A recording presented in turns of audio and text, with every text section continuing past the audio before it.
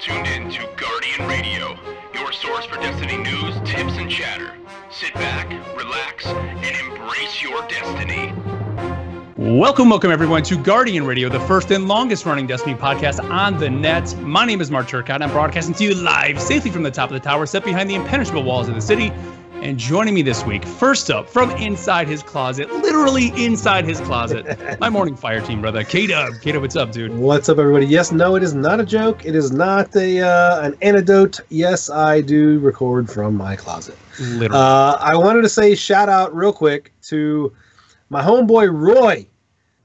He works at Publix. He's a fan of the show. He's an awesome kid, and I think he's on break right now.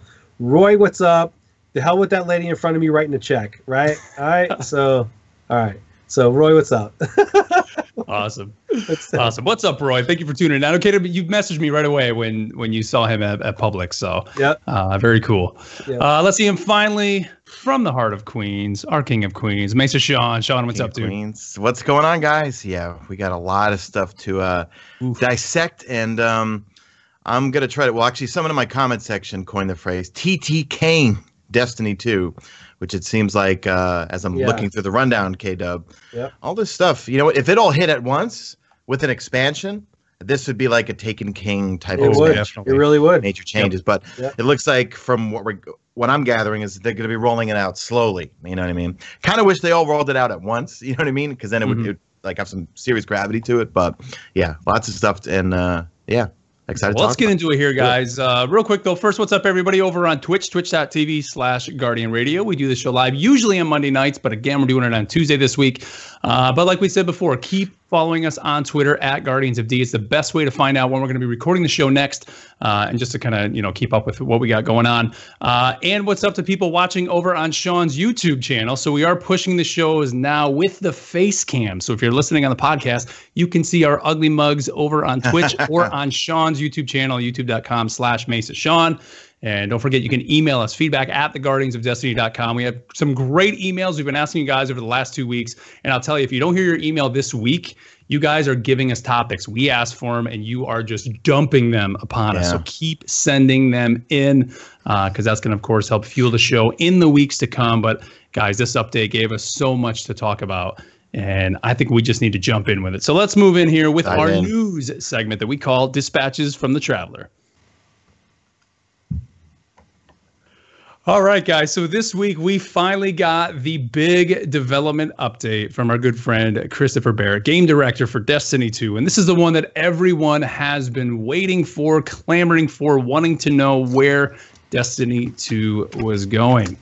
And I think the best way to do this is really just to kind of tear through some of this stuff kind of as he did it. I know there's lots of videos out there. Sean, you did a video. Sean and K-Dub did a basically. We did that was fun. We did a stream. Yeah, that was a good time too, because we got to bounce off each other and chat was responding, and we only had one small Mesa fail, but other than that, it was great. Oh my god, yeah! At the beginning of it, I had my Elgato set up to that it was muting any audio coming from my PlayStation 4, which is obviously he was coming through my Astro A40s.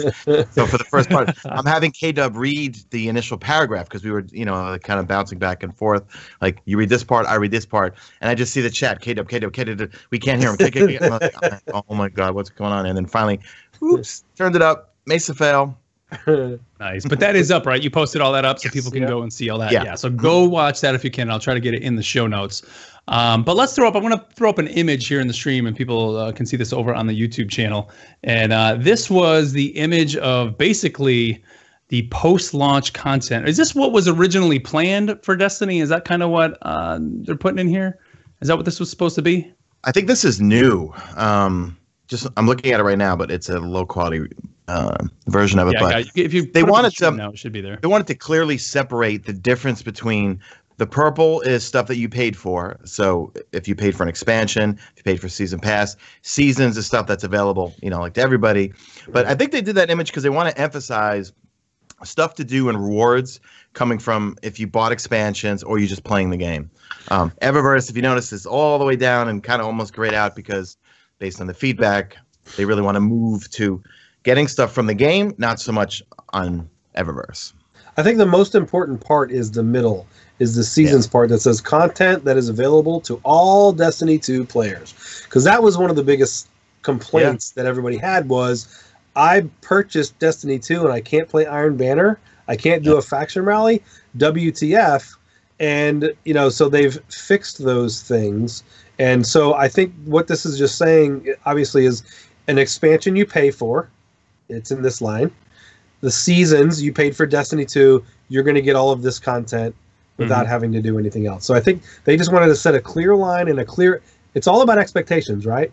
Yeah. If you set a clear expectation, then you know what's coming, and then you're not surprised or shocked or pissed whenever something is a certain way. So they put it so it's very, very clear. It's a positive change. So I like it. I like it a lot. Right, because I think, that was a lot of the confusion when Curse of Osiris came out, right? Everybody's like, wait a minute, I can't do the Nightfall anymore. I can't do all these things.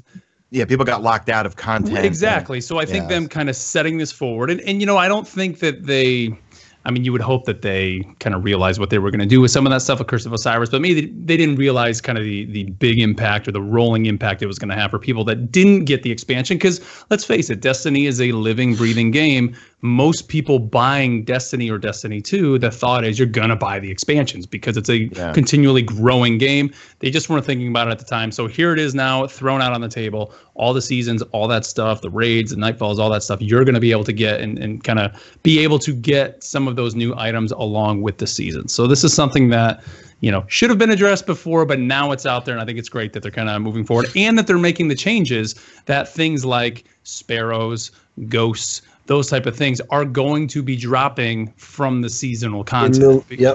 It's not just going to be like, oh, you got to, go to Eververse and buy the loot box and hopefully get that stuff. It's like, no, there's going to be clear set paths for you to go and things to grind to specifically get those items, which is, I think, what we needed, right? We needed those carrots. We've been saying that forever. Yep. So.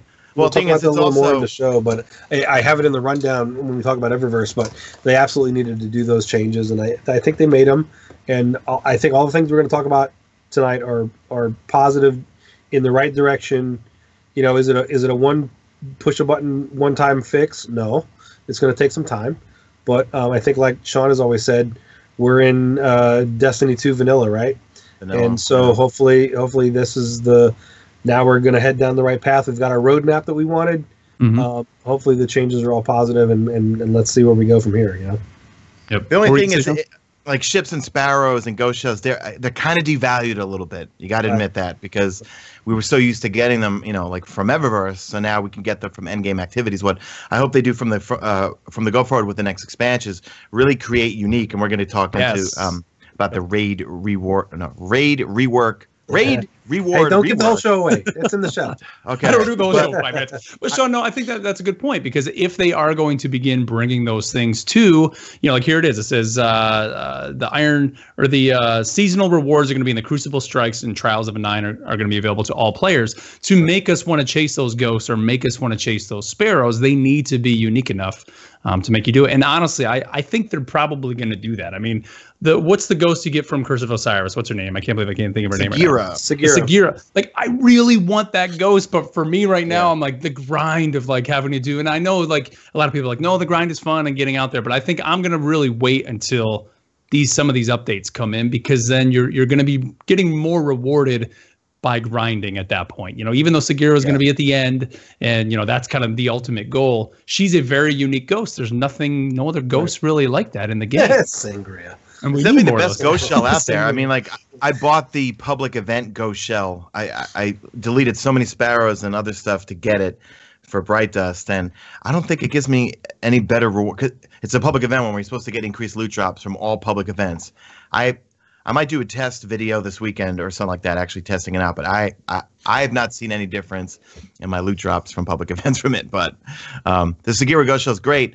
if they had more Sagira-like ghost shells for other destinations that you could chase after, because the difference with Sagira is that it looks for chests and for planetary resources at 75 meters out. All the other ghost shells are like 30 meters, you know. So like when you're on Mercury, you're seeing stuff everywhere. You're like, oh, there's something there I got to pick up, something there I got to pick up. So if they start introducing more ghost shells like Sagira in terms of like for each destination, I would totally grind for that, you know. Yeah.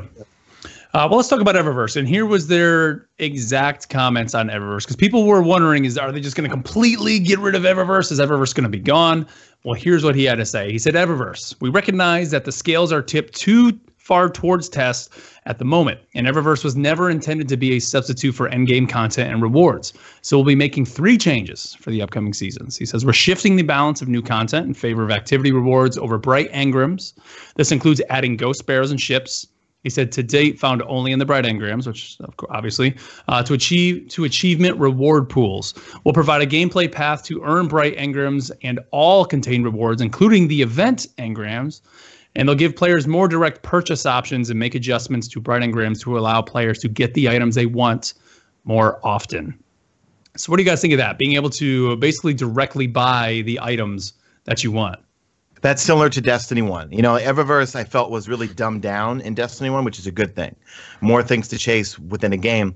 But also they're kind of taking us over to Crimson Days, because right away when everyone saw the Crimson Days rewards, we're all like, oh, great, this is another Eververse festival. But if you read in the update, most of the milestones, there's things like double engrams upon level up, 1 Crimson Engram and 1 Illuminated Engram for the duration of the event.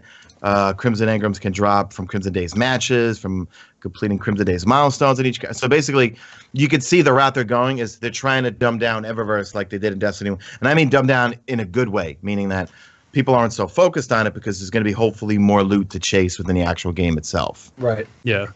Yep. Sean, real quick, shut off your camera and turn it back on, man. I think you froze up on my screen. So. Oh, did I? Okay. Just shut it. Kick it back. Yeah, what do you think about the idea of being able to buy the things we want? I mean, I think that's kind of how Eververse kind of should have always been, right? And, I mean, you see something cool you like. That's how the emotes were in D1, and that's how games like, you know, Elder Scrolls Online or any of these MMOs, it's like, hey, here's a mount that I want, or in Destiny, a sparrow that I want.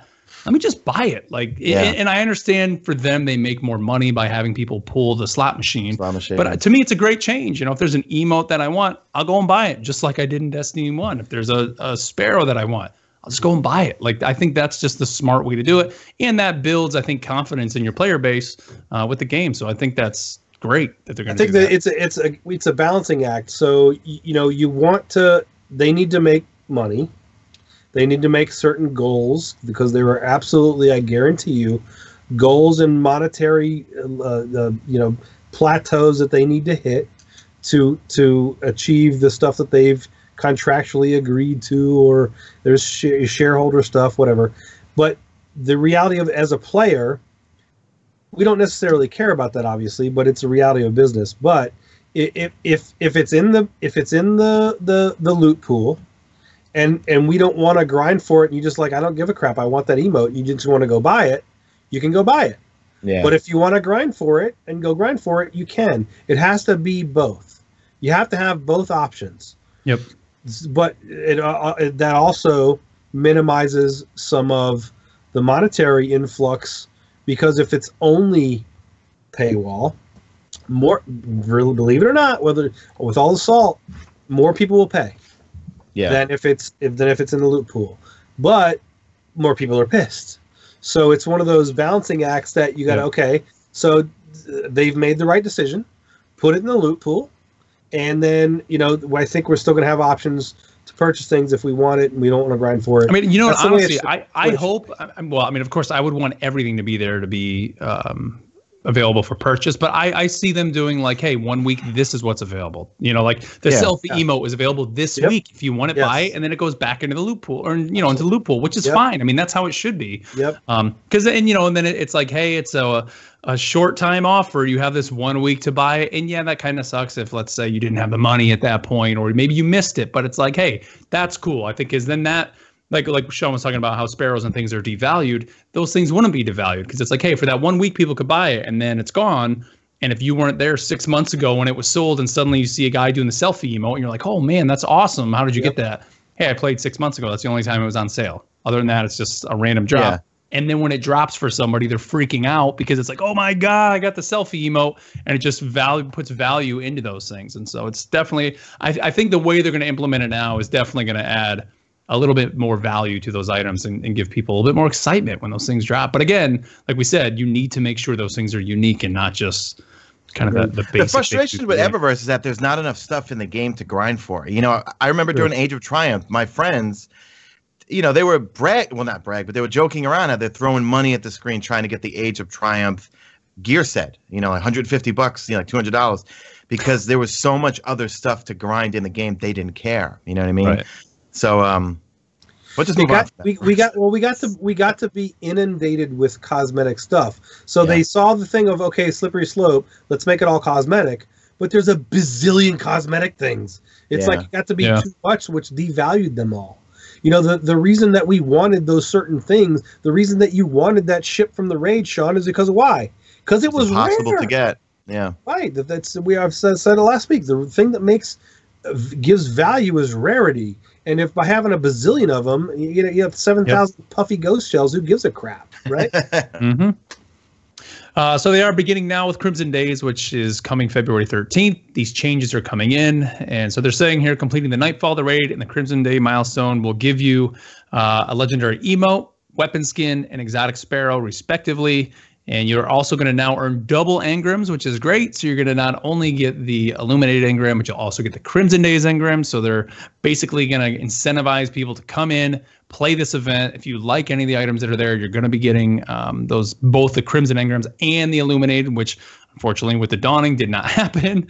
You kind of had those gimped engrams, if you want to say. And also each Crimson engram is very strongly weighted to new rewards when decrypted. So there you go. Well, it says when decrypted until all new event items have been there you obtained. go. Until all are new. Yeah. That's critical right there. So basically they're saying just take part in the event and you hopefully can get everything that you want, you know? Yep.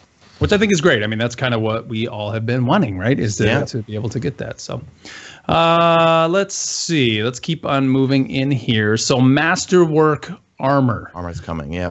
This is coming January 30th with that update. The Masterwork Armor. This is the calendar going forward. So on the rundown, I break down the calendar going forward. So this is the January 30th update. Okay, so January 30th update. Masterwork Armor. They're expanding the Masterwork system to include the armor. It's going to provide increased damage reduction while using your super. So that's kind of the big thing that's coming with the armor. It says you can re-roll the armor stats, so you can, just like you can with the weapon. So those stats are going to be more what? Kind of the resilience and all that? I think it's going to be resilience, mobility, and then recovery. My question is, though, so if you turn 5 pieces of armor into a Masterwork, is it going to make you virtually impossible to kill while having your super? Meaning, like, if you have one Masterwork armor piece, so you get that bonus of Masterwork armor provides increased damage reduction.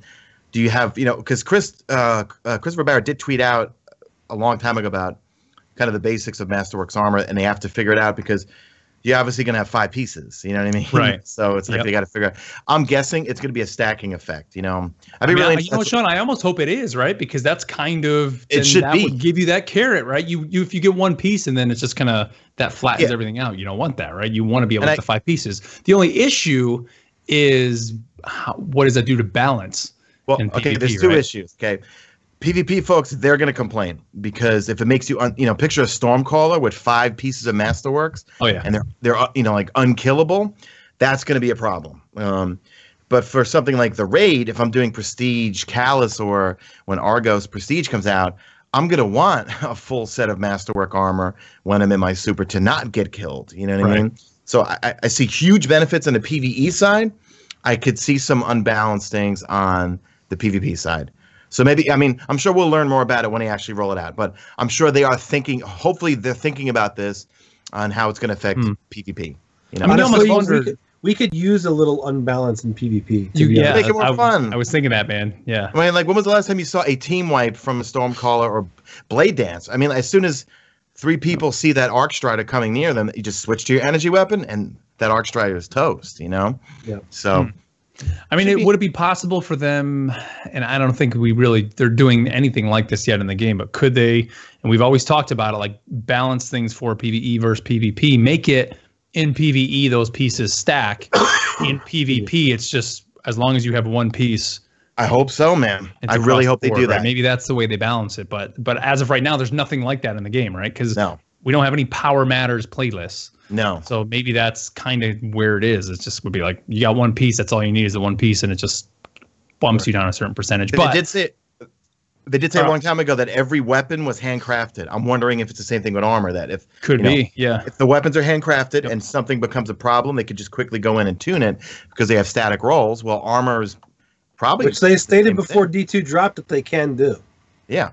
So hopefully they can balance it. Because it would be fun to run a full master. You run into, I'd run Storm. Because look, I never run Stormcaller because every time I run it, I get wasted as soon as I pop my super. Whereas I always go Voidwalker. By the way, I think, Sean, that you have kind of shifted, and I think you might have fallen into the Hunter little. You might not be a full-fledged Warlock anymore, I think. You know what it is, man? Shout out to Scuff, man. I am just so used to bunny hopping around people in PvP. It's easy My mode, Scuff is, dude. I'm not. Hunter is easy mode. I'm not thinking about it because I'm just constantly. It's true. While jumping around like a bunny hop. Same thing with the Titan too. I just find it easier to jump. Yep. But that's the whole. So when D1 first dropped, I was all about the Warlock. I was like, great. We played the beta. I was Warlock all day. And then as I got to, it's movement, right? As we learned about movement, I was like, this floaty-ass Warlock, I can't deal with this. And it was just the jump that I couldn't deal with. And both the other two classes, you could move better. Yeah. I could move. I shouldn't say you. I could move better. Blink, I love Blink. Right. That's the only way. I would play Nova Bomb, Blink, Warlock all day long, and that's the only way I could play my Warlock. Unless I was in a raid, I need to make certain jumps. I need to do certain things, or I got to float across a long distance or whatever. Then but man, I can't deal with that jump. I just can't do it. And the thing I hate about Blink though is they remove your HUD for a couple of seconds. Right. They changed that. Right. I really relied on that before they nerfed that. And I think it was in year 3 they finally did that to the Blink in for Destiny 1, I think. So yeah, you're right. It'd be interesting to see how this pans out, and that's for January 30th, right? Yep, January 30th. That's January 30th, and I'm so psyched about the raid perks, dude. I would say let's talk about the big one. Yeah, come on, baby. Raid perks. This is the one people have been asking for. Make the raid gear worthwhile to grind for. So here's what they're doing to the raid. The raid reward rework. They're updating raid rewards to make them more unique and interesting. They're now going to feature mods with raid-specific perks. They're adjusting the rewards to ensure a raid item drops from each major encounter, so you're not just going to get tokens. It says the raid vendor will also directly sell Leviathan and Eater of Worlds armor and weapons for purchase with raid tokens and legendary shards. And they're also adding a new ghost with raid-specific perks that has a chance to drop from the Leviathan and Eater of Worlds final encounters. And I hope that ghost looks sick, to creating more raid and more activity unique rewards in the future. Yes. So that's a lot to dissect right there, because I'm trying to think, okay, what perks do I want in either the Eater of the Worlds or within the Leviathan raid, right? Like one of them could be take less, because I know the big problem in the Eater of Worlds is those damn Minotaurs, those yellow bars. As soon as you start cooking the craniums, could be resistance to damage from them, or maybe bonus damage to yellow bar Minotaurs. Maybe for the Leviathan, something like boots that give you increased agility when running the gauntlet, or something. Yep. Something in the skulls too. Maybe the skulls don't do as much damage to you, or something like that. Or like in the throne, because in the throne on Prestige, when you're trying to clear ads, it could get brutal in there. Maybe resistance to Cabal. I don't know. There's a million things they could do with this, because that's what we loved about Destiny 1's raid armor, especially the dog bites. Well, during Age of Triumph, you know what I mean? Oh, yeah, I know, right? Resist. Yeah, what could they do for pleasure garments? I'm trying to think, because it's really, you don't want to. Is it possible for this armor to drop as a masterwork piece, or is it possible to turn one of these into a masterwork? It's got to be, right? Like, what if you had? They could give you an increased damage for when you get the spores go, and you get more. You get more stacks, right? Yeah, more stacks, something like that. I don't know. But it says that these are going to be mods, right? So they will now feature mods with raid-specific perks. So it's actually going to be the mod, not the armor itself. Right. But that's interesting because, all right, so you get the armor and you'll have a mod. I was kind of hoping it'd be a mod would drop, but I could put it on anything I want. You know what I mean? Like if I get a mod and I want to put it on my Titan, you know, because everyone complains about the token system. Token system is no different than ranking up a faction or Vanguard or Crucible in Destiny 1, except you could use those tokens on any character. On other characters, yeah. I don't know why people are complaining about it so much, because you literally can go grind on your Hunter or, you know, whatever all day. And then if you want to get some gear on your Titan, just open up, you know, just pop the tokens on that. But I think it's just the process of cashing in the tokens, I think, is a turnoff for people, because it does kind of feel like a slot machine. But people don't realize when you're going in or you're feeding Motes of Light to Luxury 2 or Executive Headache, it was the same thing. You know, you're pulling a slot machine, but you were physically putting in like Motes of Light or something, or you were doing bounties or, you know, popping a rep booster for strikes, a Crucible. So it should be interesting to see what they do. But I think it's going to bring a lot of people back to the raid. I mean, for me personally, I think it's going to bring me back, you know, to be able to get those weapons. But I think, again, it's all going to boil down to, and I know a lot of the argument, to kind of just show what I think some of the other side of the argument for some people is that's great, I'm going to get these perks, but then what's the point of me getting it? You know, give me content. But I think when you're able to get these things like this, it's going to help you run the raid more. I've yet to run Prestige. I haven't run the Prestige raid yet. So this is going to help me when I go to do that. Plus, what we're going to talk about here in a minute, the strike scoring and the high score tracker. Like that to me is awesome. Like that is one of the best things outside of the raid perks for me, is the fact that strike scoring is coming with modifiers coming down the pipe. Let's talk about that for a minute. So with the February update, we're going to get strike scoring and the high score tracking. Scoring is coming to the Nightfall and replacing the current time limit mechanic, which is interesting. So they're getting rid of the time limit, which I remember on the show me saying I did enjoy the time limit, and I still do. I think that's cool. I think that would be a neat thing maybe every once in a while to bring back. I think the timing's cool. But I think too rushed. You know what I mean? Like, I'm with you, Sean. The Nightfall brings me more anxiety doing it rather than fun. Right. You know what I mean? Like, They need to return the fun factor. Like, well, you know what? Nightfalls used to feel tactical. Like, it used to feel like, you know, and as dumb as people think camping in the back is a dumb idea. Like, the original Nightfalls, you had to do that. And, all right, I'm going to move up a little bit. And then you move up. Oh, God, he's dying. And boom, you die. And you're like, all right, everybody get safe. We got to try to res him. And it just became this very tactical challenge to get through. In real life battle, you don't just go, let's go see how fast we can run through there. No, man, you're going to be tactical about how you're going to go and engage every single opponent that you're going to go up against. Yep. So you can go balls to the wall and go run through and die, fine.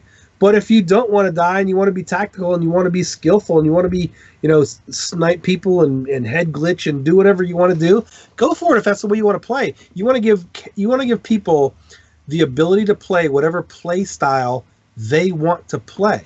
Don't force them into a play style. So I mean, I liked the time limit at first because it was exciting. Then it got old, I think, after about like the first month, I think, you know. I mean, if they rotate it, you know, like here and there, like maybe once a month, you know. Like I said, if that's a modifier, if the time limit just becomes a modifier itself, and every once in a while, throw it in, you know, once a month, every once in a while it pops up, I'm cool with that. I think that's pretty neat. But they're also bringing in, says it's going to be similar to Destiny 1 with adjustments to emphasize competitive execution of the strike objectives. And support for player selectable score modifiers. You see that? Look at that wording. Player selectable score modifiers. So can you almost go in then and make it more difficult for yourself at the expense, or be able to score more points at the expense of making it more difficult, which is pretty awesome, right? You can say, hey, my team, we're all 335s. We all have Masterwork Armor, Masterwork weapons. We want to make this as hard as we can so we can get the highest score that we can. And you just go in and just wreck it. Especially if there's going to be high score tracking. Yeah. Thank you for highlighting that player selectable score modifier. I didn't catch that. Yeah, dude. That's a big deal. You know, I wonder what they're going to do with that. What if you select it based on certain modifiers, you get rewarded? Well, look at Mystic said. Maybe they'll let you add the timer.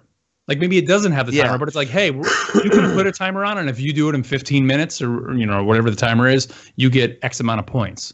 And because they're showing it in game and tracking it, they're going to be able to see, because they're also going to have clan and community high scores.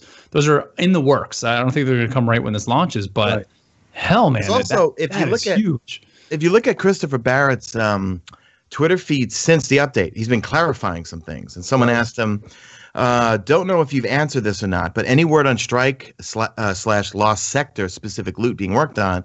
He says more thematic loot that drops from named bosses and unique activities is definitely something we are planning to add.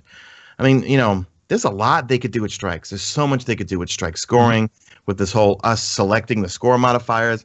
And then, you know, if we make it as hard as we want, we'll get rewarded for that. Maybe it could be some, if they, you know, Chris said they want to make a more simplified and more, you know, interesting modification system. You know what I mean? Like, what if you do it on a certain, you know, like you try it out at one level with, you know, like certain modifiers, and you see what loot you get from it. And you say, you know what? We'll try to get some better stuff. Select these other modifiers. You know, there's a lot they could do with this. A lot. Yep. Well, Nick's asking in the chat, he says, is this coming to all or just the Nightfall? I think it's initially just for the Nightfall. Just right? Nightfall for now. It's ultimately, or eventually it's going to come to the Heroic Strike playlist. I really hope it comes to, it's got to come to the Heroic. I think he said later on down the line. It says the scoring is similar to Destiny 1's system, but with adjustments to emphasize competitive execution of strike objectives and support for player selectable score modifiers. It doesn't say, it just says strike objectives. But it says strike scoring is coming to Nightfall and replacing the current blah, blah, blah, blah, blah. So I think that's kind of going towards Nightfall only. But yeah, I would love to see that in Heroic as well. Yeah, I think they did say, like, it might be later on there that, like, eventually it's coming to the Heroic Strike playlist. But I almost want to say that was even, like, summer or fall. Like, that's one of those things far off. Like, the Nightfall is kind of what they're focused on right now. But remember, what was the first competitive Destiny that we ever saw played? They were speedrunning strikes. Remember, it was like Holtzman and somebody else casting. Yeah, at the Red Bull Studios, and like to me, when I read this, I was like, yes, like this would be great for Destiny. It's like the competitive PvP side right now. PvE, get good, scrub. This is great. I think this would be awesome, man, because it gives PvE players the way to compete. Obviously, as a big clan guy, I love the next line. We also have plans for clan and community high scores in the works. Yep. So Sean and I talked about this a little bit when we did the stream the other day when this went live. So I'm curious as to when that says plans for clan and community high scores in the works. So clan high scores, is that just for the high scores for the people in your clan, or is that clan versus clan high scores?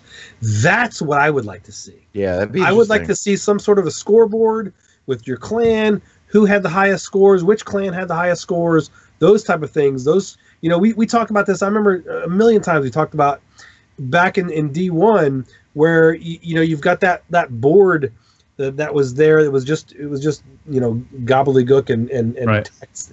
But to make that like an actual scoreboard in game in the tower would be sweet, so ridiculous, man. That's a great idea. Man, in game, I'm not saying, you know, I don't want it to be some sort of, okay, we go to BNet and we look up the clans. Okay, that's better than nothing. But have an in-game freaking scoreboard in the tower would be bananas. And then see Guardian 1, see Rezo, see Boom, whatever it is. You know what would even be cooler, dude? Like, I mean, it'd be great to see all these big clans, right? But I mean, in the end, because there's millions of people playing or hundreds of thousands, whatever it is now, you're never going to come across some of those players. What if, because in game it shows us the roster of who's in the tower, and it knows what clan those people are in. It just breaks it down in the tower. So like if I came in and Guardian 1 had the number 1 time, it would show Guardian 1 at number 1. Right. Based off the other people in the tower, Rezo, you know, or whoever, which would be cool. So it's you could literally look at the scoreboard and then look around you, and the people around you in the tower are those names up on the scoreboard, you know, and then maybe you have the one that just kind of is the ultimate, whoever the number 1 person is. But I think that would be neat, because then you could see those people in game that are right there with you, that are beating you. I think that'd be cool. Yep. Let's keep working through here, guys, because we got a lot more. Let's talk about mods 2.0. Yep. It says work is underway in a full rework of armor and weapon mods. They're going to focus on reducing redundant mods, put more unique theming, and greatly increase their impact on your power. It says they're aiming for a February release, but with the scope of the rework, it could push parts of it out to even early spring. And they said they'll be evaluating how mods play into the Bright Engram economy as a result, because they're sensitive to pay-to-win outcomes. So that right there, I mean, the fact that they decided to put the mods into the Bright Engram shows you why the mods just don't really impact the game, because they didn't want pay-to-win to be there. And I mean, the argument is you shouldn't have put mods in the Bright Engrams in the first place. They shouldn't have been there. Like, there's no reason for those things to be anywhere near anything that you're paying for. So hopefully they could just rip them out, and then we can finally get these game-changing mods that will impact your power, just like he says. Yep. They're slowly going to tweak Banshee. I mean, they tweaked him already so that his inventory changes daily that you can buy things from. But also, I mean, like, I don't know about you guys, I've been Glimmer capped nonstop. So when I'm top down in Glimmer, I just go buy blue engrams nonstop. You know, it's just loading up on them because I know eventually those mod parts will come in handy, I think. You know, I'm already stocking up on Masterwork cores so that when the armor hits, I've got Masterwork cores to upgrade stuff, you know? Let's see. Other things coming in the February update. They're going to do some changes to the quick play playlist. They're adjusting game mode rules to increase the pace of gameplay and power ammo acquisition. That's a big thing, by the way. Yeah. With all the talk about changing the way that our slots work as far as power ammo, you know, and kinetic and energy, and, you know, possibly making changes to that. Power ammo acquisition in quick play, it's a little bit different, but I think watching that, because I think you can get power ammo doesn't seem to be in today's quick play a hard thing to come by. Like, everybody's always running around in rockets. I get bumped out of the way by my teammates all the time. Right. I do, yeah, me too. I hate it when people do that. So I think that definitely they're looking at that you know, I think there's going to be some interesting big changes coming to the way that PvP works. And they, you know, Christopher Barrett said they're looking at, you know, bringing, you know, fusion rifles and shotguns back to their old glory. I got the tweet right in front of me. Want me to read it real quick? Yeah, go. She goes, Destiny 2 needs more weapons that matter, both in power and the hunt to acquire them. Exotics need to live up to their name. The most skillful and visceral weapons like snipers, shotguns, and fusions need to return to their glory. We're on it. This may not have come across strong enough in the update. The Sandbox team is an amazingly talented group and are hard at work on changes. I did a speculation on this, like, what if they, you know, because a lot of people are saying go back to the old system. I don't think we're doing that.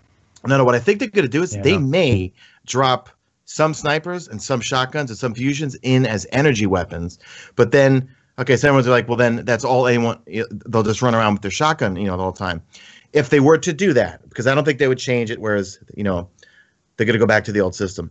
Throw snipers, shotguns, and fusions into the energy slot, but just when you play PvP, the ammo is either less available, limited, right? You run out of it really quickly, or maybe they bring back the, you know, the green crates like they did in Destiny 1, but make them, you know, like for energy weapon. You know what I mean? You get one load or something. Because that, like that. You know, because I was talking with someone from Bungie the other day, and we were talking about speed, how the Crucible felt faster, you know, and a lot of it was because of the weapon system, our character movement, you know. But there was those times where, you know, sliding annoying shotgun guy, you know what I mean? Yeah. Or, you know, like just constantly having those moments of, like, you know, watching Real Crafty or M-Tashed or True Vanguard pull off those, you know, quad feeds and stuff. You know, it was a faster paced game because of special. Even when they nerf special, that you had to go the greenery. The greenery, yeah, they always say. Once they nerfed it, that you had to go pick it up every time. It still was very fast paced, you know. And I think it's lacking that right now because it's all primary gunfights, really. You know. Well, I mean, the best way to take a super down is with the energy weapons, right? With the energy, yeah. So I'm trying to think, like, if you're adding in now these pieces of armor where people are going to be running around with, where it's already more difficult to kill them in a super, and then somehow you're, not that they're going to nerf the energy slot, but if you're going to say, okay, well, you don't have as much energy ammo, then those guys are even harder to kill, right? Like, I don't know. Right, but I'm not saying nerf all the energy. I just mean, like, you could still use your prosecutor, you could still use your sunshot, you know, your energy weapons. But if it's a shotgun or a fusion rifle or sniper in PvP, they'll maybe have less ammo. You know what I mean? Or maybe you just have the ammo that you were used to within Destiny 1, whereas you pull sniper ammo for your green, you know, or for your energy slot, you would get, you know, 4 or 5 bullets or something like that. You pull shotgun ammo, you spawn in with 3 shots, or you have to pull. I mean, I remember with Truth in D1, I would get a purple crate, and I'd have 5 rockets, 6. Yeah, I know. It depends if I had a certain helmet or boots on that gave me more ammo. Do you remember when you killed someone and they dropped heavy for you? Yes. Yes. I know. Yep. That was stupid, though. It was in Mayhem. It was last week. Yeah. Let's see. So we have also, there's a PC tower chat coming, right? They said that's coming. That's a good idea. So, you know, it needs to be in there, man. I mean, it should have been there from the beginning. An old-time WoW player, having that chat in game was huge, man. You had your LFG in game, you had chat in game, you had clan chat in game, you had all those things, boom, right there in the little thing. You could ignore people, you could do whatever. That absolutely needs to be part of the game, and great. Yep. There's also, they're talking about an in-game PC clan or PC chat.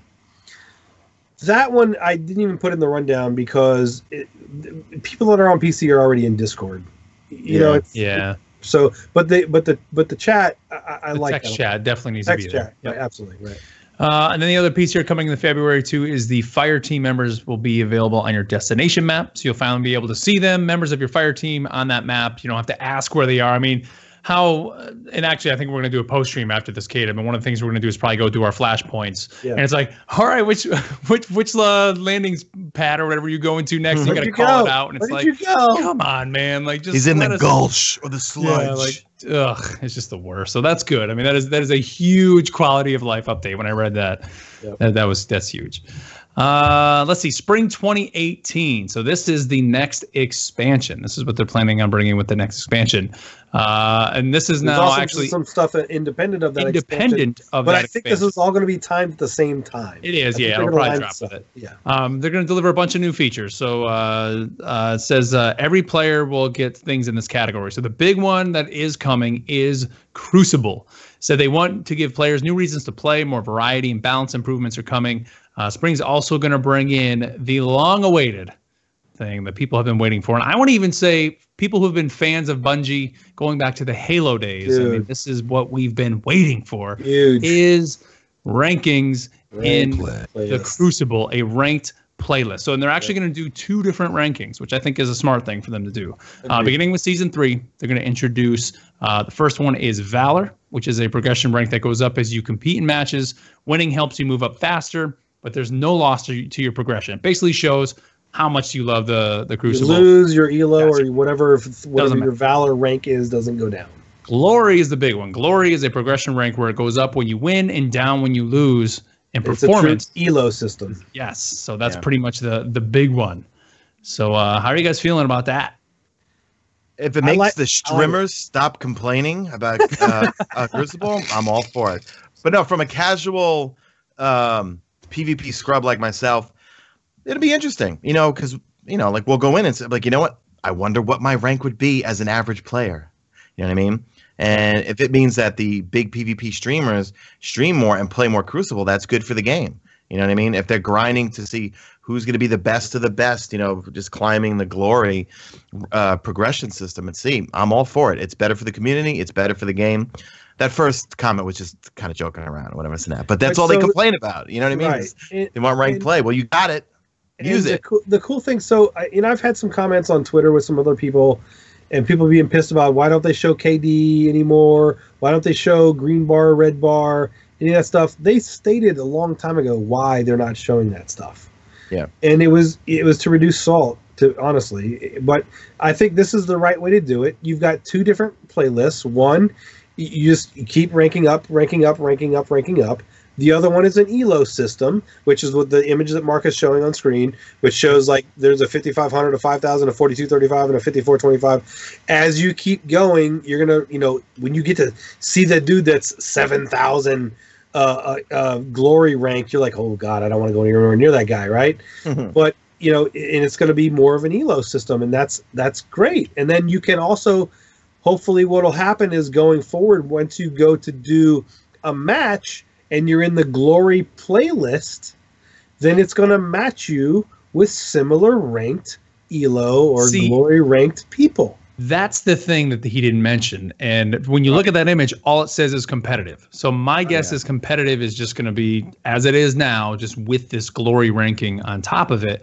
But I think the successful, or whether this is going to be successful or not, is going to boil down to exactly what you just said, Caleb. Right. How is the matchmaking? Is the matchmaking really going to be based off that glory? I mean, honestly, that's how it should be. You look at other competitive games like, you can throw in like Overwatch, or, that's how Halo 2 used to be. Halo 3, you had your level, your skill level. It was visible in game, and it would match you up with people of, like skill, which it already does, but you could visibly see it, It would be silly to go into matchmaking, and it matches you up with, 3 people against that have 7,000 glory rank and you're at a 2,000, you're just going to get pub stopped. It's going to be terrible.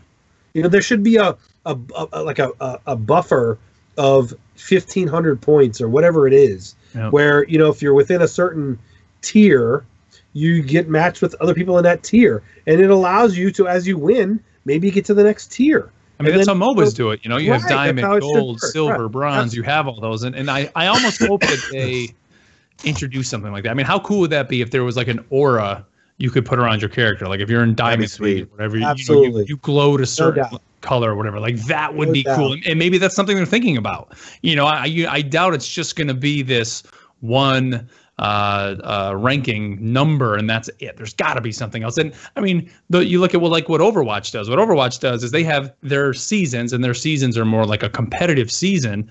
How cool would that be if, like, all right, we're going into season 3. How high can you get your glory in season 3? Wherever you're at by the end, you get X amount of rewards. And if you were able to get into a certain tier, you get whatever that tier reward is. I think that's cool. I want that in game. Agreed. I really hope they do that for sure. But also coming along with that, changes to the Crucible are the private matches.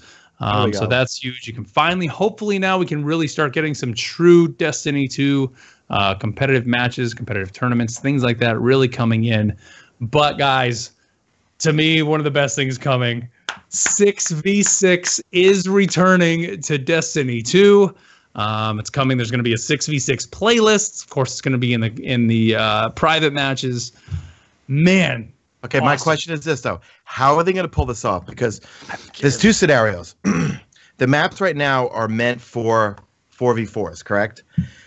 So is it only going to be new maps they're going to introduce for 6v6? Or do they have the ability to take a 4v4 map and just expand it out a little bit? Because, like, if we look at Shores of Time and Distant Shore, it's a revamp, and I love revamps. Like, I really hope they bring back some old Destiny 1 maps. But you can tell the Distant Shores map is smaller. You know what I mean? So how are they going to do? Is it going to be just all new maps for 6v6? Because 6v6 on Endless Vale, the only map I could think about that 6v6 might work on right now is maybe Emperor's Respite or Vostok or something. But on something like Endless Vale or like some of the other smaller maps, it's going to be. I mean, I like chaos. I mean, you know, don't get me wrong. Here's where I was kind of saying before, where if you look at this update that we're talking about, is the spring 2008 release, which is when the next expansion comes. Yeah, maybe they bring those maps. So we're going to have the maps that now would work for 6s plus new maps. So I think Distant Shore would still work for 6s.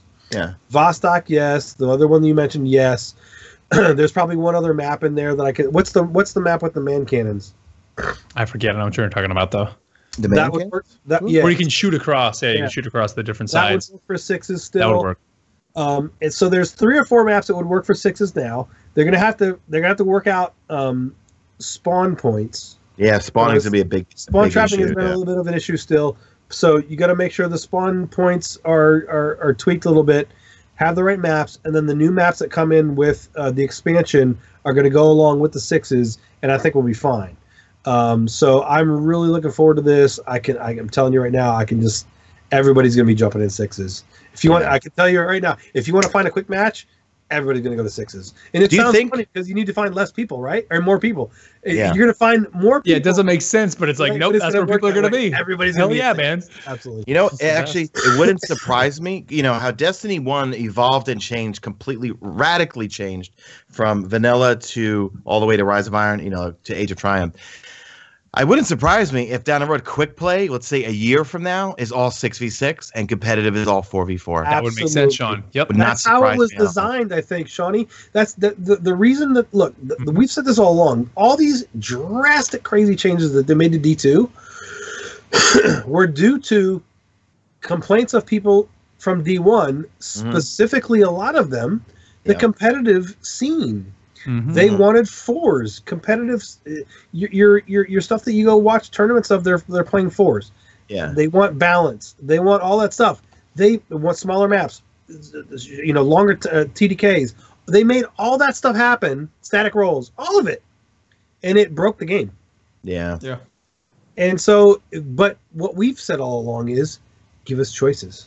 But it's hard when you got to do all this stuff to give all of these different things, and now here we go into the TTKing of Destiny 2, and I think we're going to start branching out and getting to where we get our choices of doing what we want to do.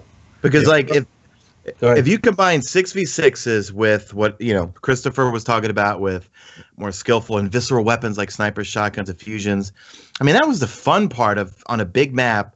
Let's say like Frontier. I don't know, that always rings a bell.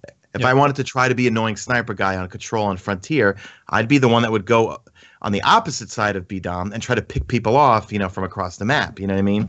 Whereas right now with 4s, everyone's kind of rolling deep, holding hands. You know what I mean? Basically. Whereas you have the team shot. That's all. You got a team shot. Whereas the 6v6, I miss, and we know at the end Rumble is going to hopefully come in the fall. Mm-hmm. I've always said this. I know a lot of people probably don't agree with me. I like the time to kill better in Destiny 2 than I do Destiny 1. I know a lot of people don't like it. No, I do. I like it, but I don't experience those one-on-one gunfights. It's always me and someone else shooting one guy or two guys, I either got the assist, and I'm like, why am I've gotten like 5 assists. Half the time you don't even know if you got the kill or not. It just says I don't, because they took out the sound. You know what they got to do? They got to bring back the sound from Destiny 1 when you killed someone. The sound. Mark, text real quick. Yes, there it is. We can send it right now. So have that sound when you kill someone, and then have the little doo-doo sound when you get the assist. You know what I mean? Here it is. Oh, nope. Does it go through? I sent it. Let's send one again. It's terrible in audio. Terrible. There it goes. There it goes. Barely. But yes, I literally searched for. There's another one. for 2 months. Literally for 2 months to find that sound, because it was my favorite sound of anything. Was that sound when you killed somebody in the Crucible? It was brilliant. Yep. Like every game had a we used to love, because I come from Killzone Shadowfall, the chirp sound that you got. Everyone from the Killzone community used to have that on their phones, because we just loved that. Like, that was a great sound when you knew you wasted someone. Right. I feel like the assist sound that we have now, like you said, unless you look in the kill feed, you don't know whether you killed the person or not. Correct. Yep. Correct. Also, speaking of the Crucible, the Mayhem playlist is now going to return as a limited time event, which is awesome. It's going to come at some point during Season 3 and moving forward. So I think that's awesome. So there's a lot going to be coming. I mean, they do mention there's even some more behind-the-scenes security improvements to help improve the overall Crucible experience and to make quitting a little bit less common, which is something that Banhammer always needs to be thrown out there. So glad they're going to be doing that. Let's see, exotic buff rework. There's going to be some exotic weapons and armor are going to be receiving a comprehensive design pass to ensure they stand out from the rest of the gear and offer new, exciting, powerful ways to play. That's awesome. Which, by the way, I mean, this week, hopefully, Caleb, I don't know, do you have the colony yet? Zer was selling the colony this week. I went out there and made sure I got it. I'm sure a lot of people that played this week did. Right. I mean, that is what an exotic should be. You shoot a little robot that runs around on the ground and blows dudes up. And then when you reload, I mean, you see the little robot like get already in there. Like, that is so cool. Like, we need more exotics like that. Our good buddy Lays Summerstone. Jake put a video out showing that thing is like I'm in love. It was like one of the coolest little bit. Yeah, it was great. Yeah, it's so annoying too, because you hear them coming after you, and you're like, "Yeah, you do." Nothing I could do. I could jump in the air, and it's gonna walk up the wall and chase me, and waste me. Yeah. Right. But this thing is huge, because I'm looking at Destiny Item Manager right now. With the introduction of Masterworks, I'm not using exotics in PvE that much at all. Like Crimson, Mida, I'd like to use them in PvE, especially Crimson or Prometheus Lens, but I want to make orbs. You know what I mean? I want to have more supers when I do strikes or when I do PvE activities. So I got my Better Devils, my Origin Story, my Nameless Midnight, my Prosecutor. I've got Positive Outlook. They're all, Masterworks. So right now, they need to make exotics way more powerful than legendaries. And then when it comes to armor, same thing, man. Like, for my Titan, all I ever use is Lion Rampant or the Hollow Fire Heart. On my Warlock, I'm not taking off Ophidian Aspect whatsoever. And on my Huntress, there's only 2 I'm running. Raiden Flux for Arcstrider and Orpheus Rig, where there are some cool other exotics on all 3 classes, but there's just the perks don't really stand out that much, or what they do is not like, like there's the Crown of Tempest, Nezarec Sin, like for the Warlock, which are good helmets, the Skull of Dire Kara, but the effect of what they do is not enough for me to say, oh, you know what? I'm on my Voidwalker for PvE. Right. I'll take this off now. I'd rather have my fast reload with the Obsidian aspect, Absolutely. The fact that they're going to rework them, I'm totally all for it. Awesome. Very, very cool. Let's see. There's going to be some playlist repetition reduction. So now you can solve the problem of experiencing the same playlist entry. So like Crucible maps, strikes, things like that. Which Mark, how many times when we were playing strikes the other day did we have to back out of the same strike that was putting us in every single time? Yep. It was like 3 times in a row. It was. I get the Take and Blight one literally every other strike. I remember which one it was. We were like, not this again. No, and we had to back out like 3 different times to get a different strike. It was just ridiculous, but this is great. Yep. So that's cool. The emote wheel, which is something everybody's been asking for, especially. I mean, why it was never in D1, the fact that you're selling emotes and you're not having an emote wheel. So this is coming at some point. So you can have 4 emotes slotted in there. Reading the next one. You want to go ahead? I'll let you do it. And the granddaddy of them all. That's a Keith Jackson reference. If you don't know who Keith Jackson is. Keith Jackson passed away. He's one of the greatest broadcasters in the history of sports. My mic just died. No, your mic. I don't think you've been even coming through that mic the whole show, dude. I think you're in your laptop mic. So anyway, all right. So now you're coming through. Mic. There you now you sound so much better. Now your mic is on. K-Dub fail. K-Dub fail. The Granddaddy Mall is Vault Space. Yes. So it says, we're targeting an additional 50 slots to player vaults. Oh my God. But I think what's cool is they say that they don't believe that just adding the space is the solution. Yeah. And that they're working on other changes to reduce load on the vault space. Short-term and long-term solutions for shaders and also for vault space. Kiosks. Bring the kiosks. Those iPhone stations. We need to have those back. But this is a great thing. Vault space is that's been my, like, literally I was saying on our stream the other night with Sean, my postmaster is my vault again. Yeah. It's because my vault is full, so I make sure that my inventory is full on my character when I go to do anything. So it all goes to my postmaster, and then I can select what I want to delete and what I don't. But it literally, I'm back to the place where my postmaster is my vault. Shouldn't they just even have like the legendary items in like a kiosk? Even like make it where we have the exotic kiosk when you see the armor and all. Just make it where you have a kiosk and it's like, here's even the legendary weapons. Here's all the Viced weapons you got. Here's all the Vanguard weapons you've received. And it literally they're either highlighted if you have them or not. I mean, we have the database. We know what weapon. You can go to Destiny Item Manager. There's all the weapons in the game. Put that into a kiosk, and then they are available to you as you unlock them. And hey, even make it where if you dismantle one, you have to go back and buy it again with legendary shards. Make it a minimal amount of shards, so it's not like too much of a hassle to do.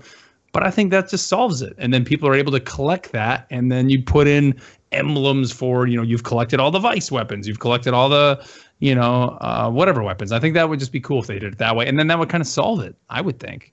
I think I'm the only one not complaining about vault space because I think there's not enough fun guns in the game to collect. I'll be frank with you guys. See, mine is more. I think mine is more armor than guns. Okay, armor. Yeah. See, armor. So I have armor, and then I have again I have gotten rid of all duplicates of any gun. Okay. So I only have one of any type of gun in my vault. But you also see the other thing too is for me because I haven't leveled up. I've got a character still to level up, so I want to leave some of those lower level guns that I can pass along as I level up my third character. You know what I'm saying? Instead of having to go through. Yeah. So I've got those guns. I've got the stuff that I want to keep. I've got armor sets that I like. I've got different things. So I'm a collector. So I have all these different things that I don't want to delete. And I don't have the space. So I think this is a great Band-Aid. This is a really good Band-Aid. Mm-hmm. And then I think if it's the iPhone stations or the kiosks or whatever, I think that's a good way to go too. But there's definitely got to be. I mean, there's just got to be a better way. Yeah. And then finally, let's wrap this up here with fall 2018 or sooner. This is kind of the rest of the things on the list here. It says they're working on ways that they're not quite ready to discuss, but expect more on a small sample of items, such as item collections and records. weapon slot and archetype improvements, which we talked about a little bit earlier. Yeah. Additional Crucible playlists, such as Rumble. We mentioned that. Better clan rewards. That's huge. Masterwork exotics. Very cool. Pinnacle weapon and gear improvements. What do you mean by pinnacle weapon? Pinnacle weapons, I think, are top tier weapons. I think More Console, our buddy Alan, he'd sent a message to Christopher Barrett asking about pinnacle weapons, and it was about top tier weapons. Okay, so whatever, like Nameless Midnight, right? Better Devils, right? Like that, yep. Okay, whatever it is, right? Let's see, Trials of the Nine improvements.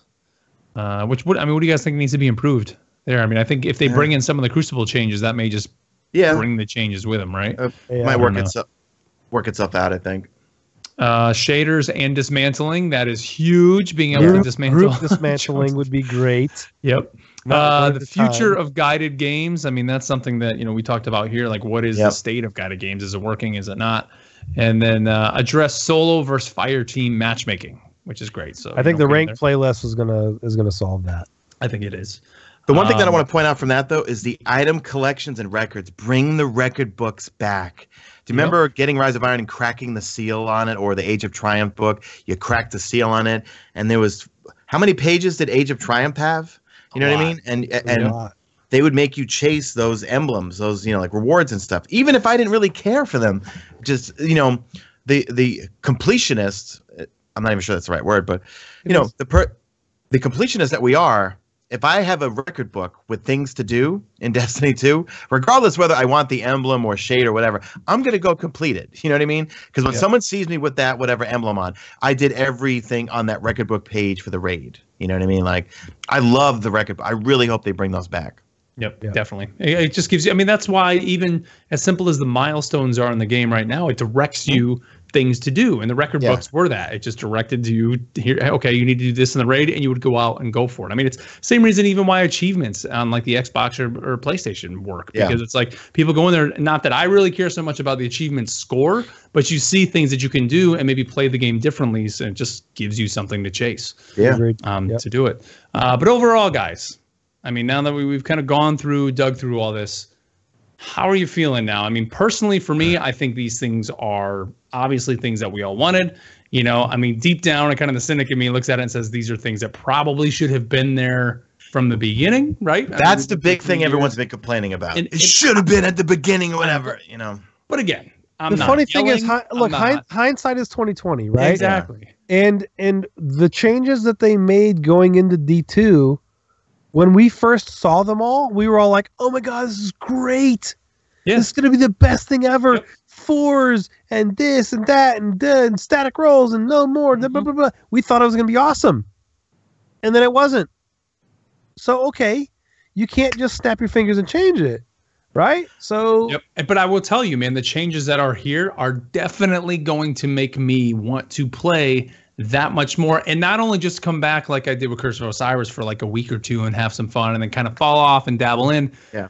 The fact that there's raid perks, those weapons are things to chase, things for me to want to do. It seems to me like the Nightfalls now are going to be a lot more fun.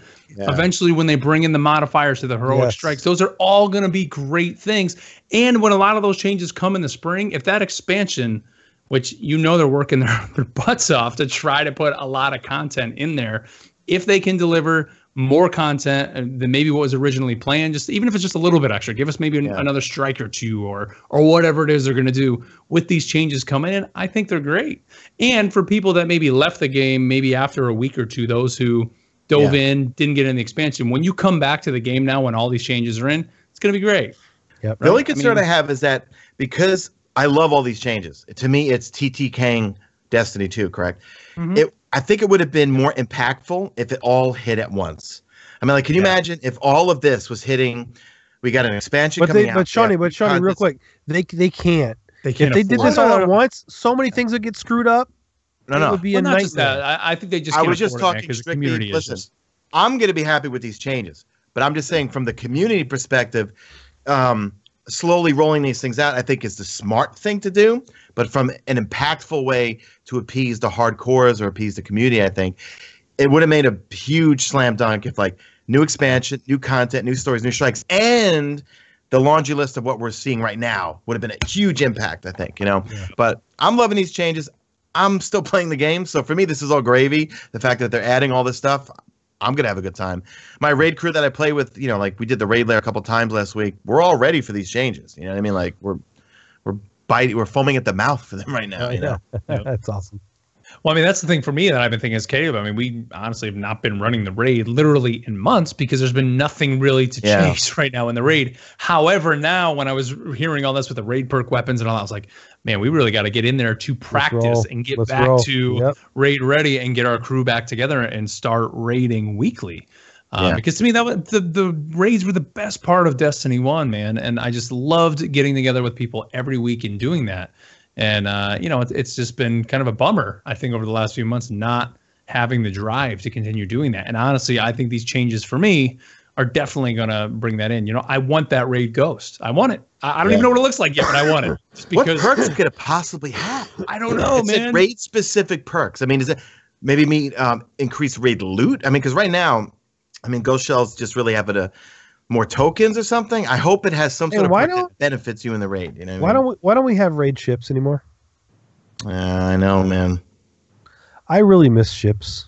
But even if they start introducing them, okay, the way that they're going to bring back value to ships, ghost shells, sparrow shaders is if the more that come into the end game or the real rare ones that are hard to get, and the less that Eververse sells good ones or cool ones, right?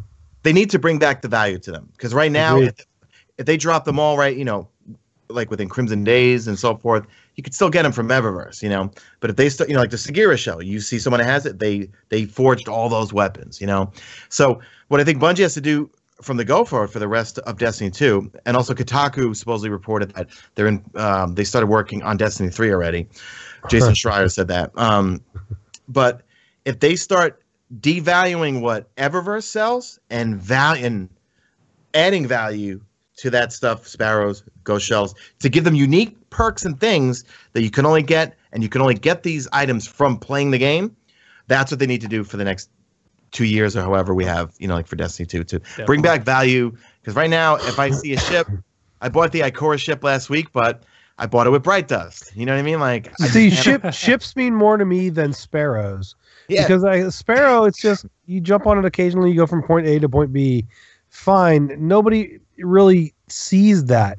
Ships, however, if you're going in, when you're going in, you're going into a 6v6 playlist, right? And you're all loading in, and you all have different shit. And you're like, who has that ship? Whose ship is that? What is that? Where'd you get that?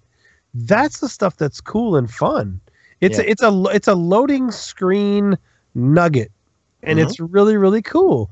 The sparrows and the ghosts, man, you hardly see them, you know? Yep. It makes you inspect. When you see someone with a cool ship, it makes you inspect their character. Yeah, dude. You know, because then you start noticing other things. Oh, wait a second. He got this exotic. You know what I mean? Like, where did he get that from? Yeah, you dude. know? But adding ghost shells, I think, is going to be a big, because I love that ghost shells have perks. Love it. But they need to introduce perks that are going to benefit you within the game. I know that's redundant there, but I mean, like, devalue the ghost shells from Eververse. That, okay, they're cool looking, but you really want to get this ghost shell from the raid. Or, you know what, Savathun's song or whatever, she can drop a ghost shell that can do XYZ to Hive or something like that. You know what I mean? Yep. Add something, you know, add perks to the ghost shells that aren't just more faction consumables. Or you can detect things. Add, you know, a ghost that some resistance to whatever. I don't know. I can't think off the top of my head right now. No, you're right. You're right. Now. You're right. You're right. People in stream are probably like, "Why is Mesa keep yawning or whatever?" Because I'm on no sleep because I have to get up early every day this week. Because I'm getting a tooth pulled on Thursday. So, it's the fun stuff.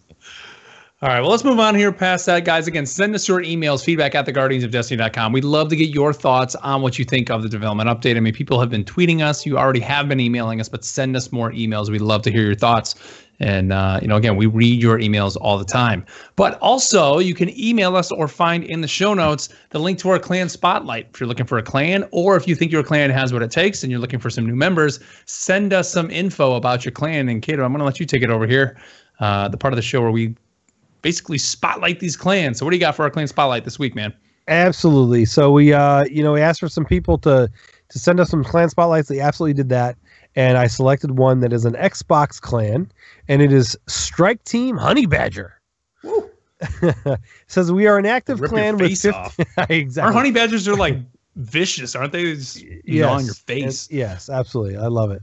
So it says we are an active clan of 15 to 20 members on most every night, running all end game activities. We have several raid groups going on nights and weekends, and you can always find someone to run the Nightfalls with. Most of us are decent Crucible players. However, we don't have an elite fire team for trials. We are in desperate need of guardians that focus on PvP and trials for clan rewards. Most of us came from other clans. We understand the life/gaming balance and are always looking for new members to make our clan better. All we ask is that members in this clan help other members. Be a raid Sherpa, host trials, carries. Nice. Other than that, honey badgers don't give a bleep. 45 members currently in the clan and growing. Not trying to get too big, but would like to have at least 2 raid groups going every night. And a good trials crew that can help us all get all the clan rewards. So they sound like a really, really fun group of people. They want to help each other. They're, very, very tolerant, obviously. The contact is on Xbox Live at Herald Thy Hammer. That's Herald, THY, Hammer on Xbox Live. Hit those guys up. And there's also Continual Bean 83, Big Doos, Feminist Pig, and the Briggs Way. So hit those people up on Xbox Live. If you're looking for an Xbox clan or crew of people. We hear all the time, I have nobody on my friends list. Well, there's 20 people right there. That's right. Go hit them up if you're on the Xbox Live side. Yep. All right. Well, let's move on here to our final segment here, the part of the show where we get you involved that we call Messages from the City. All right. Well, don't forget you can email us feedback at theguardiansofdestiny.com, just like Braden did. And he says, hello. I was wondering how you guys envision the weapon system looking when it's eventually updated. I don't want to go back to the D1 setup as I love having 2 primaries to choose from, and the way in which elemental weapons interact with shields in D2 is awesome. But I also want to see old special weapons in their glory. The solution I've been leaning on most is having 2 power weapon slots in addition to the kinetic and energy slots. You could have a rocket launcher and a sniper rifle equipped or whatever floats your boat and not have to worry about the time it takes switching weapons through your character screen or the ammo you lose when switching. And heck, if you want to equip 2 rocket launchers, why not? You're still limited by the power ammo and the time it takes to switch weapons, or maybe they could use a Call of Duty system with points per loadouts, and you could equip whatever you wanted up to your points limit. I'm hoping they move forward with a solution rather than backwards, but it's hard to see a good solution that captures the best of both games. Cheers, Braden. So what do you guys think? I mean, I actually liked that system in Call of Duty with the points. I mean, Sean, you're kind of a lapsed, or I don't want to say lapsed, a recovering Call of Duty addict. I did relapse. I relapsed in World War II, man. That's a fun what do you think? I always thought the point system just made sense. It was like they basically put a value on everything, and you got like 10 points to spend. Yeah. And grenade launcher was 3 points or 4 points, or certain scopes were certain points. So you could put these heavy weapons on essentially, but then you were limiting yourself on other aspects. Because like for Black Ops 2, which to me is the holy grail of all CODs, they had the 10-point system, right? So you could take these 10 points, Blobs Deuce, and you could either put them all on your perks, like could be we used to call it Crackhead Pro, which is lightweight, which would make you run around like crazy, or Flak Jacket, or double concussion grenades, or you could put them all on your weapons. You could put your AN-94 with 3 attachments, or you can run 2 primaries or something like that. You know what I mean? Or no grenades, no concussions, and put everything into the weapons and your perks for for running around, or Flak Jacket, or things like that. It'd be a great idea, man. I do like his idea for sure. He brings up this idea of adding 2 power slots in addition to the kinetic and energy. I mean, how would you feel about that? That to me seems a little bit crazy. I think to do that, it'd be a little OP, I think. But I just think the thing is, you wouldn't have enough ammo because they're going to starve you. They're going to starve you for ammo because it would be redundant because there's not enough ammo for. So all you're doing is wasting a slot because you're not going to have ammo for both. I just think, throw snipers, shotguns, and fusions in energy slots and just make it in PvP that you don't have as much ammo. And I think it will improve the gameplay speed of the game. You know what I mean? Yeah. So I don't know, interesting idea, Braden. You know, that to me is one of the big questions I think coming away from the development update is like, what are they going to do to fix those weapons? I mean, we threw out some ideas, maybe put a shotgun or two, some snipers and that into that energy slot. I mean, to me, that's kind of what they need to do. I mean, I don't think they would go all the way back to the old system, but you know, to me, that old system worked pretty darn good. Obviously, once they started limiting, like we said, the special ammo, the green ammo, when they limited that down a little bit, it seemed much better. Obviously, not people running around with shotguns the whole time, but you know, I think that's what they were trying to avoid with the way they did it this time. More specifically, just with shotguns in the power weapon slot. But what sucks now is snipers are just useless. When's the last time you used a sniper? There's no reason to use a sniper. Never, not even in PvE, like a staple of Destiny 1. Not even in PvE. Sean's right. Not even in PvE. Not even in PvE, man. Right. No reason, man. It's crazy. I mean, and I remember that first week of Destiny 2, like making sure I think I got the Borealis. It was like one of my first exotics that I got. And I was like, oh, yes, I got it. I brought that up to Sean when we were talking about the stream. We did our stream about the development update and having burns, right? And I was like, man, when was the last time you used Borealis? It was like first week when we had we were doing, there was the one strike where that would switch the burns. It was the Nightfall this week too. It was Arms Dealer and you used it, Mark, and that's the only time you would ever use Borealis. And it's literally the only Destiny weapon that's in the PlayStation commercials. If you watch those PlayStation, the cool dude, I forget he's walking through the store and the shop and the different weapons and you better have this, that, and the other thing. And the only Destiny item in the entire thing is they show a little lightning bolt of the shaft of the Borealis when it's in arc, and they show that little bit.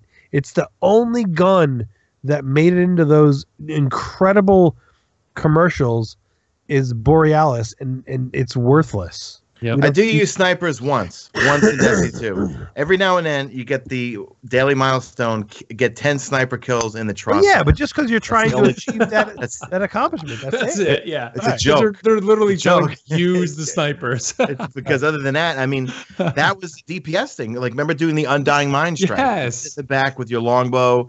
Yeah, I had my longbow with triple tap, or icebreaker and snipe the boss. Now it's all about getting rockets, or merciless. They definitely need to mix it up. They got to mix it up. Well, that's what Christopher Barrett's saying is they want to bring those other weapons back to their old glory. Yep. And hopefully there's a plan there because, hey, bring my shotguns and fusions back, baby. My icebreaker back, dude. Bring my black spindle back. Like those are, I loved having those snipers. I always had a sniper equipped. I mean, that was my big PvE weapon, and then of course rockets you'd always be using. And now they just seem worthless. Yep. Let's see. We got one more email here we want to read here on the show. And like I said, you guys inundated us with emails over the last 2 weeks. Thank you so much. And a lot of those have topics that we're going to be talking about in the weeks to come to help fuel future shows here. But this one comes to us from Diablo753. And it says, Guardian Radio, I can't tell you how much I appreciate your positive attitude towards other players and towards this game. While it has been fashionable to find fault, your podcast made a conscious decision to take a different path. This matters to players such as myself for two reasons. First, I adore both Destiny 1 and Destiny 2. To be honest, I put more hours than I probably should have. Second, while I never intended it, this has become more than just a game to me. I've been a sailor in the U.S. Navy for about 7 years now, and I've made the decision to one day retire. This lifestyle necessitates frequent moves and saying goodbye to friends and family. The friends and family I have stayed closest to share this Destiny hobby with me. I may not get to see them, but I get to hear all about their real-life triumphs and setbacks, all the while slaying aliens and arguing about the best subclass. By the way, is Warlock. Oh, Diablo, you're wrong. High five. Thank you for what you do, Diablo753. First of all, thank you I for your want to say service. absolutely. Yes, thank you for your service. And I said to Mark, no matter what we do, we need to make sure we read this email because, it's people like this that understand that, look, we're going to be critical when we need to be critical, but we're going to be constructive about it, and we're going to stay positive, and we're going to find value in the other people in the community that find positivity and want to be constructive with an issue that might be in the game, because there are many issues in the game. We agree, but if you're going to just be something that I can't say right now. Asshole. But if you can't be constructive, it's so one of those old things. If you don't have nothing nice to say, don't say anything at all.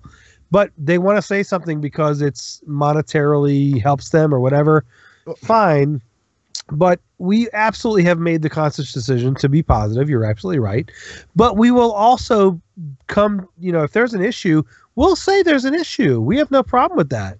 I mean, we had Lars Bucket on the show, and I read him the riot act about friggin' Thorn back 2 years ago. So believe me, we'll go there. But we were also going to try and find the positivity in the community and bring people together. And so thank you so much for your email. It means a lot to us. Yep. We really appreciate your listening, and thank you. It really means a lot. Super appreciate the email. Thank you for your service. And, with regards to the positive attitude folks, life's good. Okay. There's a lot more things to be upset about. I mean, like today, I went on a blocking rampage because someone copied me when I retweeted that the faction rallies were live. And I just got these guys, Mesa's a shill, he's trash and this and that. So listen, man, I'm enjoying life right now. It's a video game. It's a fun video game. It has issues. We do point out the things, but we point out things that we think can improve. Rather than saying it's trash or this sucks or whatever this and that. Okay, this is not working from a player experience. What could work from a player experience? Let's explore that. Rather than saying could have, should have, would have. You know what? It didn't. You know what I mean? So why am I going to waste my time just babbling about it should have done this, should have done it's trash, this and that? No. Okay, here's the base game. How can we make it better? And what solutions or ideas can we maybe throw up, to Bungie that they might want to implement to make the game better so we all enjoy it? You know what I mean? Yep, it's all about the fun, man. I mean, that's why we do the show, because it's fun to do the show. That's why we play the video game, because it's fun to play the game. And, if you get disappointed with it, move on, play something else, come back when the fun is there for you. But for us, the fun's there for us. I mean, that's why we continue to play the game. We continue to do the show. I mean, that's just kind of where we're at, guys. So I don't want to go down that dark hole again because we've been there and all that. I hate to, we're sounding redundant. Like it seems like every episode we're coming back to this conversation, but defending ourselves. I'm glad Diablo, just straight up pointing out, and he's recognizing that we're making that conscious decision to take that different path and just have fun and enjoy the game. I mean, that it is what it is. So if you don't enjoy it, then I guess don't listen to the show because you're not playing the game. I don't know. It's kind of a weird thing, but for us, we're having fun, and there's a hell of a lot of people out there still playing and still having fun with this video game. The one thing that I will say, like there's all these people that have to make these announcements that they're leaving Destiny. Oh God, it's such drama queens, Stop with the announcement. Just leave. Yeah, I don't even want to go down this path again, bro. We talked about it last week. We're not gonna. You know what? There was a quote from Edge magazine. Hold on, curse word coming inbound or whatever, where it said in big quotes. Killing aliens is fucking relaxing, right? For me, it's relaxing. You know what I mean? Like when I go around and I do the daily milestones because I'm hoarding tokens, because I know Bungie always makes you do stuff with excess materials that you have. So I do my daily things. I listen to it. You know what? Actually, I have my headset over here turned all the way up. I have a podcast on, and I'm just doing my daily milestones, collecting tokens and stuff because I know that I'm going to use them at some point. But you know what? There are I forgot, where was I going with that? But basically, I was saying is that for me, it's a fun game, but I love Star Wars Battlefront. I love World War II. I feel like if you play only one game and it's not to what you expected it to be, of course you're going to get angry. You know what I mean? I don't think I'm as angry as this because, one, I'm old, so I come from a generation where I've seen where video games were, and there were no hot fixes, you know what I mean? And there was a cartridge and this and that. But there's other games, you know what I mean? And to me, playing other games helps you with Destiny 2 because for me, it prevents burnout, man. As soon as I'm done with Miles, I'm going into Battlefront, man. You know what I mean? I love Battlefront. It's a fun game. Absolutely. So, there you go, guys. And again, keep emailing us, feedback@theguardiansofdestiny.com. We've loved hearing your comments over the last few weeks. And I know with the development update, a lot of people have a lot of just opinions and thoughts. So send those to us. I know, there's probably even more things you can speculate about as to what some of the things that we mentioned today that maybe aren't totally cleared out or just cleared up in the development update. I'm sure some of you can shed light on that. Send it to us.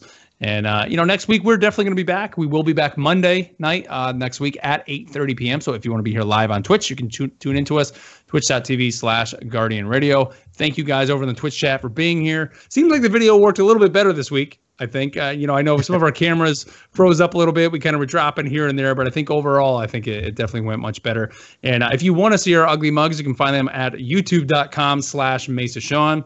You can find us over there on Sean's channel. It should be posted up tomorrow on Wednesday. And of course, subscribe to us over on YouTube, on iTunes or Podbean, whatever your podcast service of choice is. And big thank you to all our supporters over on Podbean through our crowdfunding campaign. You can find the link to that if you want to help support the show. You can find it down in the show notes or over on Twitch. We put out our latest episode this week, so thank you guys so much. And email us your topics for EBD if you are a subscriber. We want you now to begin sending those to us at feedback@theguardiansofdestiny.com. Just make sure you put EBD in the subject line, and you'll have your topics read on the next episode of EBD. The boys, what do you got? Anything else you want to wrap up here? Yes, a big thank you to you, Mark, because you're the one. A big thank you, everybody, to Mark for getting the cameras worked out for this, because before the show goes live, poor Mark is dealing with his Mac and then his PC and then his computer and so forth. So, Mark, thank you for getting this. It's a work in progress, and I think it looks good, and I love doing the face cam. Yeah, it's fun. Definitely. I don't know why we didn't do this like from the beginning. I think the face cams definitely are the best. I hope it's gonna come out okay. I mean, I'm such a perfectionist with this shit, man. And honestly, the computer I'm running at 720 this week. I'm hoping the audio stays synced a little bit. But my Mac, man, it's a 2009 Mac, and it just cannot handle this. My wife and I were gonna get an iMac soon, but I think the push for the new iMac is coming like tomorrow, possibly. Maybe go to the Apple store. Be like, yeah, we got to get that new iMac because I need that bad. So, the only shout out that I want to say is to the BBC. Blue Planet 2 starts on Saturday night. I am psyched about it. Hashtag gather together. If you're not into it, man, I don't know. But like the Planet Earth 2 was huge. Blue Planet, and now Blue Planet 2 comes out on Saturday nights. And I watch it with all my kids, and we just have an amazing time. Be aware on the BBC. Blue Planet 2 comes out Saturday night. You know what? Speaking too of EBD, I don't think I mentioned it on this show. I think it was on EBD we were talking about it. We have booked ourselves now for GuardianCon. Yeah, so flights, hotels, everything. So if you are going to GuardianCon, it's official. We will be there this year again. We're going to have a booth yet again. So if you're going, you want to stop by and meet us, we'll be there. Of course, a lot more plans to iron out, meetups, things like that. But if you're going to the event, we will have the Guardian Radio booth as always. So we will see many of you there, I'm sure. And it seems like the community's been falling apart over the last few months. But if there's one thing I think that should at least stay, and the GuardianCon was not, sure it was started with Destiny, but it's the community that really has made that. I hope none of that changes this year and that people are like, sucks, I'm not going to GuardianCon. Like, no, the event is the people. It's fun. It's still a blast. Yeah, it's a good time. And, it seems like I think they're even bringing in some other games, which means I think the crowd that's going to be there is going to be much bigger, a lot more people. So it's very cool. So if you can make it to GuardianCon, I urge you to try and make it. And a big thank you to all our EBD subs. I mean, you guys, once again, are helping us get there, helping us get the booth, because booth prices did go up a little bit this year. So, but we will have the booth. So we hope to see many of you there. So with that, everybody, thank you here for tuning into the show, however you're tuning in, whether it's over on Twitch, whether it's on YouTube, whether it's on Podbean, whether it's on iTunes, whatever. Thank you guys so much. And with that, we'll catch you guys next time. Later.